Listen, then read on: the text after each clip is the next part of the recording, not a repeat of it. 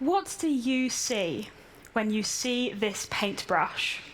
Most people will be reminded of their childhood, of arts and crafts and art lessons in school, flinging paint around the room, getting it absolutely everywhere except for that carefully placed piece of newspaper.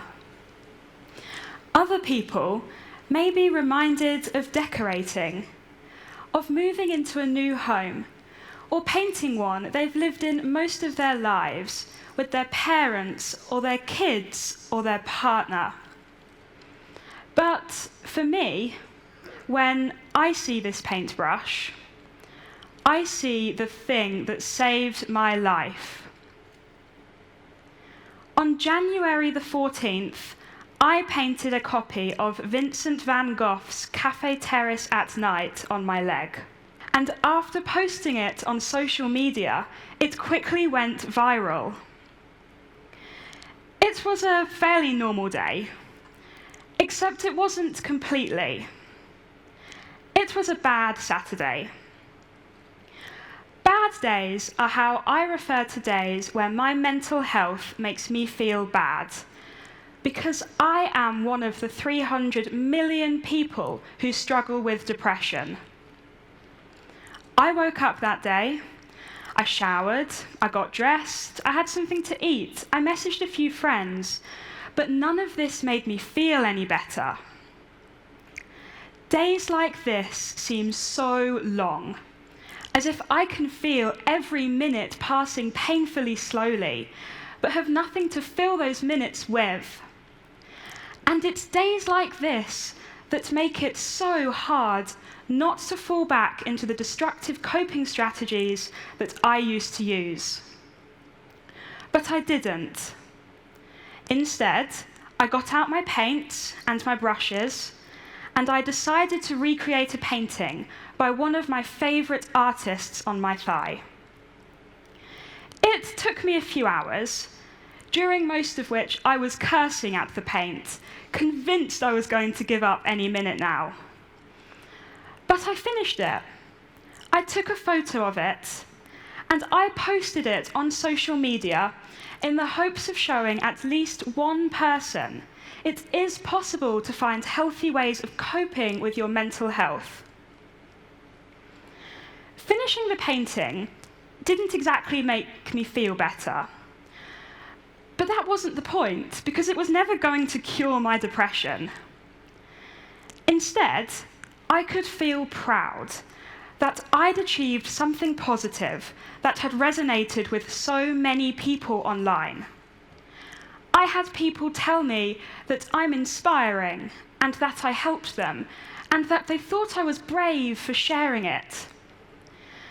But sharing the painting and the fact that I had a bad day had nothing to do with bravery, because it shouldn't be considered brave to talk about mental health. It should be considered normal.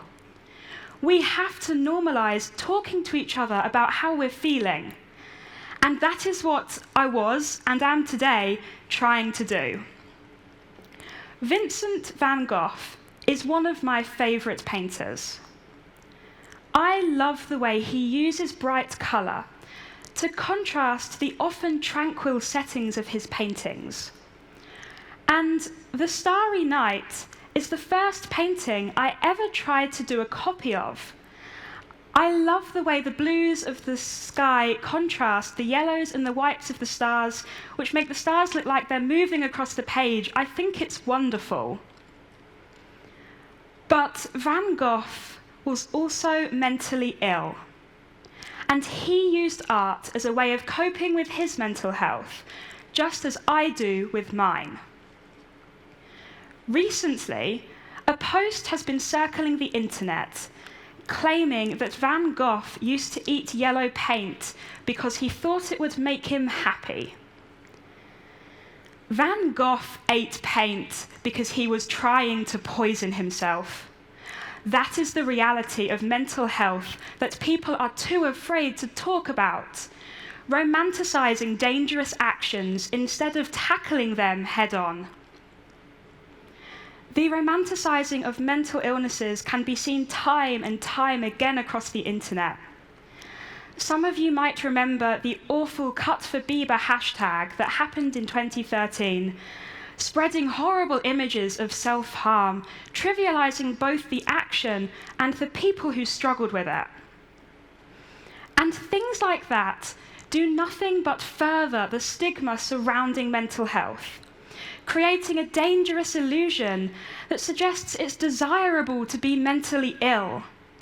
And we have to talk about it in an open and healthy way instead. Look around the room at how many people there are today. Now, imagine this number of people multiplied by about 1,000. That would be about 800,000 people. This is the number of people who commit suicide every year. The number of people who felt utterly hopeless, to the point that they thought taking their own life was the only option left available to them. There aren't the words to describe how shocking this is, because suicide is preventable. Mental illnesses are common, but because there is so much stigma surrounding them, people are too afraid to reach out for help, out of fear of being branded crazy, or lying, or weak. And the only way to challenge this stigma is by talking to friends or family, or spreading awareness like this, or even talking to a doctor and acknowledging that these are serious illnesses that need treatment.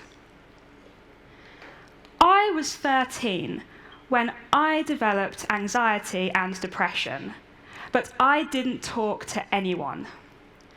In fact, I refused to say anything, internalizing everything I was feeling and pushing people away, to the point that it became difficult for my friends to remain my friends. Even now, I struggle to maintain friendships. Feeling this way made me angry. But instead of accepting the help that people tried to offer me, I fought against it completely, because mental illnesses make you feel like you're alone. They warp the way you perceive relationships with people close to you, and it can become so addicting to feel this way. This happened to me. I got progressively worse, until it reached the point that it was so clear I wasn't going to get better on my own anymore, and that I needed professional help. It was around the time I became ill that I realized how much I love art. I'd always enjoyed drawing. I was very creative as a kid. But it wasn't really until I took art as a GCSE subject that I fell in love with painting and with colour.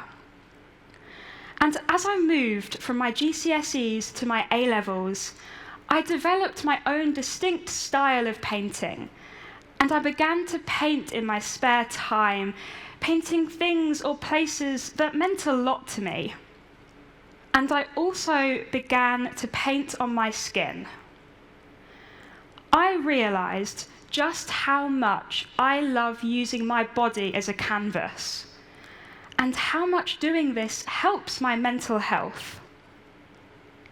Painting keeps me busy when I'm feeling bad, and I can create something beautiful on my skin instead of self-harming. Mixing the colours together and using them to create works of art makes me feel proud, which makes the negative thoughts and feelings so much easier to deal with. In fact, my work doesn't feel like my work if it's not colourful, as if I'm metaphorically using the paint to brighten my mood, which sounds silly, I know. But on some level, it seems to work.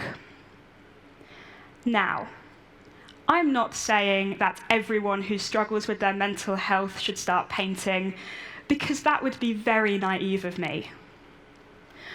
But everyone has destructive coping strategies that they turn to on their bad days, whether they struggle from mental illnesses or not. So it's incredibly important to replace these ways of coping with something positive, something we can be proud of, and something that may even better us as human beings. Some people, like me, are artists. But some people are musicians, or writers, or readers, or runners, or travelers. It doesn't matter what. What matters is that it helps. And I'm so relieved I've found the thing that helps me. So, this paintbrush. To many of you, it may just be a mundane object or a gentle reminder of your childhood. But to me, it's the thing that's got me through the bad days so many times. And it's a symbol. It's a symbol of how far I've come in being able to help myself, and of my strength. Because I am mentally ill. But being mentally ill is not synonymous to being weak. Thank you.